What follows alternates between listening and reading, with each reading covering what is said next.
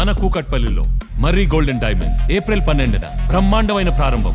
Save the date, save the money. Suresh గారు, ఇప్పుడు NATO విషయం మనం చూస్తే స్ట్రైట్ ఆఫ్ హార్మోజ్ దగ్గర చాలా క్లిష్టతరమైన పరిస్థితులు ఉన్నప్పుడు, అంటే సెకండ్ వీక్ ఆ టైంలో నాటో వాళ్ళ సపోర్ట్ అడిగితే నాటో వాళ్ళు సపోర్ట్ చేయడానికి సిద్ధంగా లేరు. ఇప్పుడు నాటోనే డైరెక్ట్ వచ్చి మేము సపోర్ట్ చేస్తూ ఉంటుంది. అయితే ట్రంప్ చెబుతుంది నాకు అవసరం ఉన్నప్పుడు మీరు రాలేదు, ఇప్పుడు మీ అవసరానికి నేను సిద్ధంగా లేను అనేది చెబుతున్నాడు. అంటే నెక్స్ట్ నాటోలో వీళ్ళ సపోర్ట్ రానున్న రోజుల్లో పూర్తిగా నాటో నుంచి బయటకు వచ్చే అవకాశం ఉందా? నేటో అనేది అమెరికా ఏమంటున్నారు, ఇన్ని సంవత్సరాల నుంచి నేనే మీకోసం డబ్బులు ఖర్చు పెడుతున్నాను, నేనే మిమ్మల్ని కాపాడుకున్నాను. ఇవాళ ఆయన స్టేట్మెంట్ కొరియా గురించి కూడా ఇచ్చిండు, సౌత్ కొరియా గురించి. మిమ్మల్ని నార్త్ కొరియా నుంచి నేనే కాపాడుతున్నాను ఇన్ని సంవత్సరాల నుంచి, కానీ ఒకసారి వచ్చి హెల్ప్ చేయరా అంటే మీరు రాలేదు.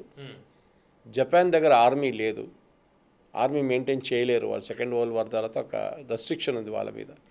వాళ్ళని మేమే చూసుకుంటాం, వాళ్ళని పిలిచే వాళ్ళు కూడా రాలేదు.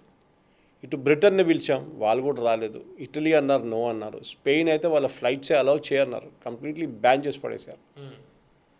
సో నేటో కూడా ఒక పుష్ బ్యాక్ అంటాం ఇంగ్లీష్లో. NATO is doing a push back at Trump. ఎందుకంటే నేను రోజులాగా ట్రంప్ నేటోని చాలా తిట్టాడు, విపరీతంగా తిట్టాడు. మీకు గుర్తుంటుంది, వాళ్ళ యూజ్లెస్ ఫెలోస్ వాళ్ళు ఎప్పుడు నేను పిలిస్తే రారు. ఇది వార్ కన్నా ముందు అంటున్నాను నేను. ఇప్పుడు అది ఇంకా కొంచెం పెరిగింది. సో నేటో ఏం చూస్తున్నారంటే మీరు చెప్పినట్లు అక్కడ వెళ్ళి మా దగ్గర 2 షిప్లు పంపించమంటారా ఇప్పుడు అంటే నాకు వద్దులే. అంటే ఆ రోజు ఎందుకు నాటో వాళ్ళు సిద్ధంగా లేరు, ఈ రోజు ఎందుకు ట్రంప్ వెంటబడుతున్నారు? నేటో అనేది ఒక దేశం కాదు, మనకు తెలిసింది. వాళ్ళకి వాళ్ళ ఆబ్జెక్టివ్స్ ఉంటుంది, వాళ్ళ పుల్స్ అండ్ ప్రెషర్ ఉంటుంది, వాళ్ళ పార్టీస్ ఉంటుంది. స్పెయిన్లో ఒక లెఫ్టిస్ట్ గవర్నమెంట్ ఉంటే హంగరీలో ఇంకో రైటిస్ట్ గవర్నమెంట్ ఉంటుంది. యూకేలో ఒక మిడ్ లెవెల్ గవర్నమెంట్, అక్కడ లేని గవర్నమెంట్ ఉంటారు. అదే టైంలో ఫ్రాన్స్లో ఇంకొక టైప్ గవర్నమెంట్ ఉంటుంది. వాళ్ళకి ఇంట్రెస్ట్ ఉంటుంది. మొత్తం అన్ని ఈయూలో కంట్రీసే, ఒక ఎక్సెప్ట్ ఈ కెనడా, యుఎస్. అదే అందరిని తీసుకొచ్చి ఒక ఒపీనియన్ తీసుకురావడం చాలా ఇంపాసిబుల్. ఆ దేశాలకి వాళ్ళ పొలిటిక్స్ ఉంటుంది. ఇప్పుడు చూసాం కదా మనం, ఇటలీ అంటారు మేము పార్టిసిపేట్ చేయము, స్పెయిన్ అంటారు మిమ్మల్ని పక్కన కూడా రానియం మేము. సో నేటో అనేది చెప్పింది కదా ఎయిర్ బేస్ వాడుకో వీలు లేదన్న. సో చెప్పడానికి చాలా ఈజీ. ఇప్పుడు కేర్ స్టామర్ తిరుగుతున్నారు గల్ఫ్లోనే. ఓకే, ఇప్పుడు ఇచ్చి ఏం చేసుకుంటారు మీరు? ఫస్ట్ ఆఫ్ ఆల్ నేటో అనే ఒక North Atlantic Treaty Organization last action వాళ్ళ వైపు నుంచి యుద్ధం అని చెప్పలేను, కానీ ఏం చెప్తారు, కొంచెం ఎక్స్పీరియన్స్ వాళ్ళకి వచ్చింది ఆఫ్ఘనిస్తాన్లో. దాని తర్వాత వాళ్ళు యుద్ధం ఏం పార్టిసిపేట్ చేయలేదు. ఈవెన్ యుక్రెయిన్ రష్యా వార్లో వాళ్ళు పార్టిసిపేట్ చేయలేదు. వాళ్ళు పక్కన కూర్చొని తమాషా చూస్తున్నారు, కానీ ఆయుధాలు ఇస్తున్నారు, డబ్బులు ఇస్తున్నారు, ట్రైనింగ్ ఇస్తున్నారు. స్టేట్మెంట్ ఇస్తుంటారు, అదే అంటున్నాను. ఆయుధాలు ఇస్తున్నారు, డబ్బులు ఇస్తున్నారు, ట్రైనింగ్ ఇస్తున్నారు, స్టేట్మెంట్లు కూడా ఇస్తున్నారు. కానీ యూక్రెయిన్కి ఏమైనా దాంతో యూజ్ ఉండేనా? కరెక్ట్, మిసైల్స్ పనికొచ్చింది, వాళ్ళ మిసైల్స్ చాలా మటుకు పనికొచ్చింది, వాళ్ళ ట్రైనింగ్ కూడా పనికొచ్చింది. కానీ నేటో యాజ్ అన్ ఆర్గనైజేషన్ మీ మీద దాడి చేస్తే మిమ్మల్ని మేము కాపాడుకుంటా అని నేటోలో ఒక పాలసీ ఉంది. కానీ ఇప్పుడు అది నాటోలో ఏ కంట్రీ మీద ఒకళ్ళ మీద దాడి చేస్తే మిగిలినవన్నీ సపోర్ట్ చేయాలి. సో నేటో హెడ్ అని చెప్పలేదు. నేటోలో అన్నిటికంటే పెద్ద రాష్ట్రం యుఎస్ కదా. యుఎస్ మీద దాడి చేశారా? ఇరాన్ చేశారు కదా. అప్పుడు మీరు ఎందుకు వెళ్ళలేదని అడుగుతున్నారు. అప్పుడు వీళ్ళ లాజిక్ ఏంటంటే, ఈ యుద్ధం మా దగ్గర మీరు అడగలేదు, మొదలుపెట్టే ముందు మీరే డిసైడ్ చేసుకున్నారు, మీరు ఇజ్రాయెల్ కలిసి డిసైడ్ చేసుకున్నారు యుద్ధంకి వెళ్దామని. మా దగ్గర అడిగారా? అడిగితే మేము చెప్తుండే మీ దగ్గర వెళ్ళకూడదు, ఇది ఇంత రిస్క్ ఉంది, నాట్ రిక్వైర్డ్.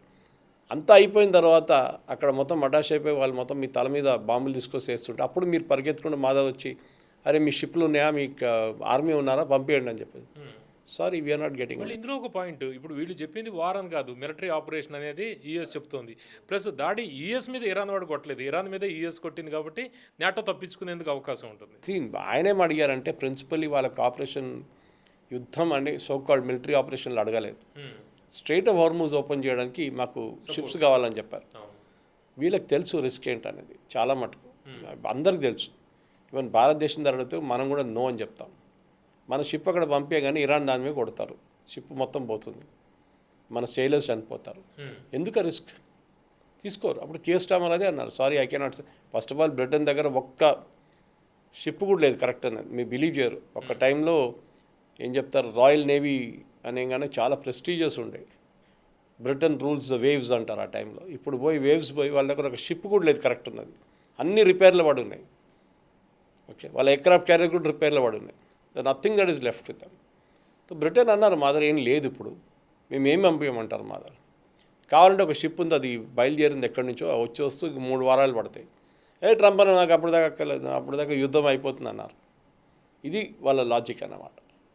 ఇన్ఫ్యాక్ట్ రీసెంట్లీ ఒక ట్రైనింగ్ కోసం యూకే నేవీ పర్సన్ ట్రైన్ చేయడానికి ఐ థింక్ స్పెయిన్ దగ్గర ఒక షిప్ వీళ్ళు లోన్లో తీసుకున్నారు. ఆ పరిస్థితిలో ఉన్నారన్నమాట. సో యూరోపియన్ యూనియన్ కానీ NATO, especially NATO is not ready for a war. వీరెవ్వరు యుద్ధం చేయలేదు యాక్చువల్లీ. వాళ్ళ ఖర్చు కూడా చాలా తక్కువ. వాళ్ళ జీడిపిది 5% ఖర్చు పెట్టమని ట్రంప్ ఎప్పటి నుంచో చెప్తున్నారు. నేను ఖర్చు పెడుతున్నాను, మీరు ఎంజాయ్ చేస్తున్నారు, ఇప్పుడు నేను పెట్టుబడి పెట్టండి, మీరే పెట్టండి, మీరు 2% నుంచి మీ జీడిపిది 5% తీసుకురండి డిఫెన్స్ బడ్జెట్, దాని తర్వాత మనం మాట్లాడదాం చెప్పి చాలా మటుకు నేటో దేశాలు చేశారు. అది పవన్ గారు, that is no doubt about it. 2 నుంచి 3 నుంచి 4% దాకా పెంచుకున్నారు వాళ్ళ defence budget GDP. That is a good move.